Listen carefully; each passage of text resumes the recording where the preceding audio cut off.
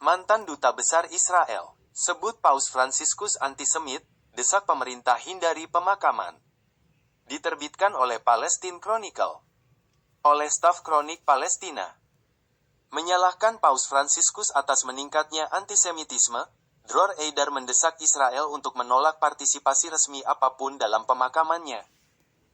Dror Eidar, mantan Duta Besar Israel untuk Italia, mengatakan Israel tidak boleh berpartisipasi dalam pemakaman Paus Fransiskus, yang meninggal Senin pada usia 88 tahun.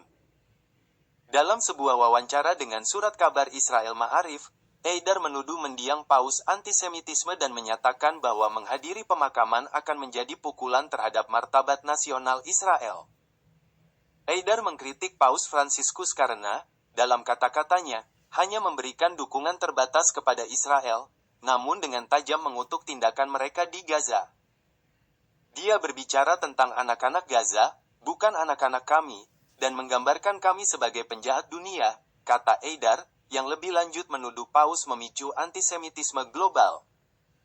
Mendiang Paus, menurut Eidar, terus menyaring racun terhadap kami dan menuduh kami melakukan genosida.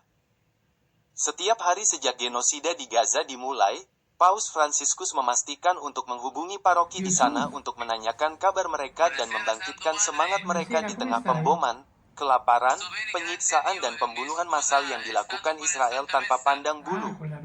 Dia melakukan ini bahkan ketika dia baru saja jatuh sakit. Dia bertanggung jawab atas meningkatnya gelombang antisemitisme di dunia. Dia berbicara dalam istilah belas kasih dan menampilkan kita sebagai orang yang paling jahat di dunia, klaim mantan duta besar tersebut. Eidar melangkah lebih jauh dengan menggambarkan perbandingan kontroversial antara Paus Fransiskus dan Paus Pius ke-12, yang memimpin gereja Katolik selama Perang Dunia II dan telah lama mendapat sorotan karena sikap diamnya selama Holocaust. Nama Paus Fransiskus hanya dapat disaingi dalam tingkat antisemitismenya oleh Pius ke-12, klaimnya, sambil menambahkan, Pius ke-12 adalah Paus yang bungkam selama Holocaust. Menyarankan agar Israel menahan diri mengirimkan delegasi tingkat tinggi, Eidar mengatakan negara tersebut harus diwakili hanya oleh pejabat berpangkat rendah, untuk memberi isyarat bahwa darah Yahudi tidaklah murah. Gereja telah menunjukkan kepada kita satu peran dalam sejarah, untuk tetap berada di kayu salib, untuk kembali ke semua pogrom. Secara mendalam, Holocaust adalah Golgota, lebih dari Golgota tempat Yesus disalibkan. Menurut Eidar, makna berdirinya negara Israel adalah Yesus turun dari salib, membungkus dirinya dengan talit, dan kembali menjadi seorang Yahudi Galilea. Kali ini dia memegang senjata, klaimnya. Kematian Paus Fransiskus, pernyataan pentingnya tentang Gaza dan genosida yang sedang berlangsung.